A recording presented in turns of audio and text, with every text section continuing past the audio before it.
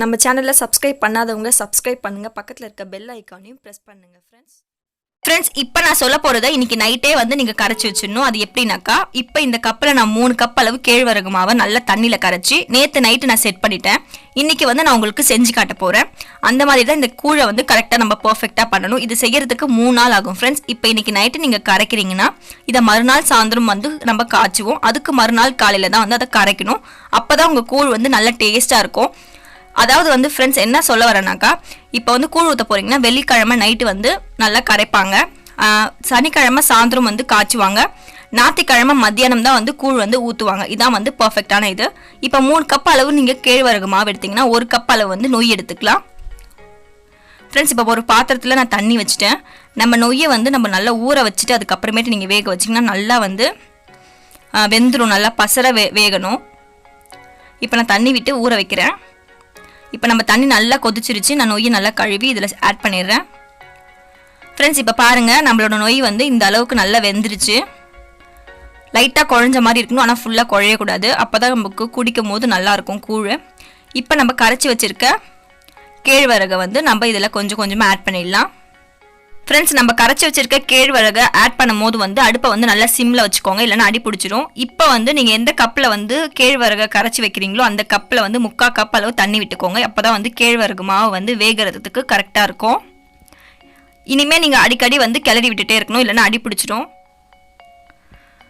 Friends. நீங்கள் இப்போ 2 kilo வந்து கேழ்வரகு செய்ய போகிறீங்கன்னா 1 கிலோ அளவுக்கு நொய் எடுத்துக்கலாம். அப்படின்னா பெரிய பாத்திரத்தில் செய்வீங்க, அப்போ கரண்டிலாம் யூஸ் பண்ணக்கூடாது. இது வந்து கூழ் பேட்டு. இந்த பேட்டை நீங்கள் வாங்கி உங்களுக்கு கிளற ஈஸியாக இருக்கும் ஃப்ரெண்ட்ஸ்.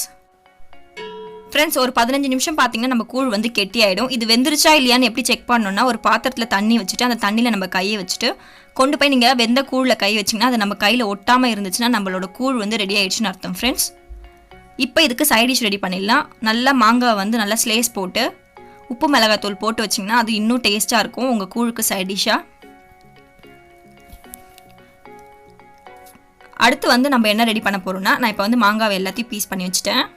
அடுத்து வந்து நீங்கள் வந்து மோர் மிளகா அதை வந்து நீங்கள் அதையும் நல்லா எண்ணெயில் போட்டு வறுத்து வச்சுக்கலாம் ஃப்ரெண்ட்ஸ். அடுத்து வந்து வெங்காயம், பச்சை வெங்காயத்தை நீங்கள் நல்லா ஸ்லைஸ் பண்ணிக்கலாம். பச்சை மிளகா இது எல்லாமே வந்து இதோட சைட் டிஷ். இப்போ நம்ம கூழ் எப்படி கரைக்கிறதுன்னு பார்க்கலாம் ஃப்ரெண்ட்ஸ். மேலே இருக்க ஏடை மட்டும் எடுத்துருங்க.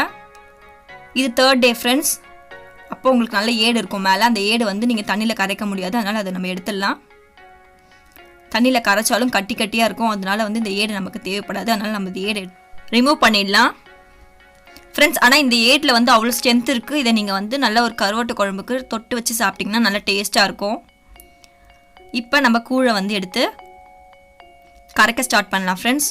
நமக்கு எந்த அளவுக்கு கூழ் வேணுமோ அந்த அளவுக்கு மட்டும் நீங்கள் அடிக்கடி கரைச்சிக்கோங்க. ரொம்ப மொத்தமாக கரைச்சி வச்சிட்டிங்கன்னா சீக்கிரமாக புளிச்சிரும். உப்பு தேவையான அளவு இப்போ இதிலே போட்டுருங்க.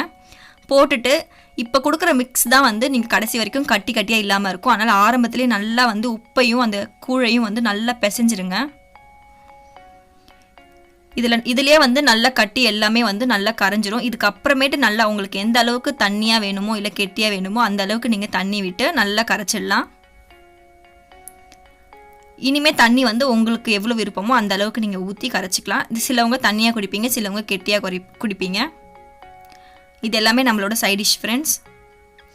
இப்போ ரெடி பண்ணியாச்சு. இதில் கொஞ்சம் வெங்காயம் போட்டுடலாம். எல்லாமே பச்சை வெங்காயம், பச்சையாக தயிர், எந்த உப்பும் போடல தயிரில். அப்புறம் மறுபடியும் மேலே வந்து வெங்காயம், பெரிய வெங்காயம் தான் எல்லாமே.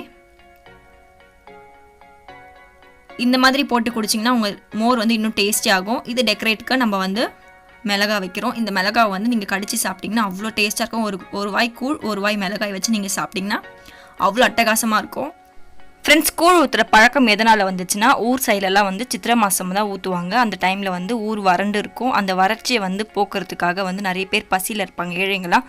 அதுக்காக பணக்காரங்க என்ன பண்ணுவாங்கன்னா, தன்னோட வீட்டில் இருக்க கேழ்வரகு கூழை வந்து கொண்டு போயிட்டு கோயிலில் இருக்க கொப்பரையில் ஊற்றிட்டு வருவாங்க. அதை ஏழைங்க வாங்கி சாப்பிடுவாங்க ஃப்ரெண்ட்ஸ். இதனால தான் கூழ் ஊற்றுற பழக்கம் நமக்கு வந்தது ஃப்ரெண்ட்ஸ்.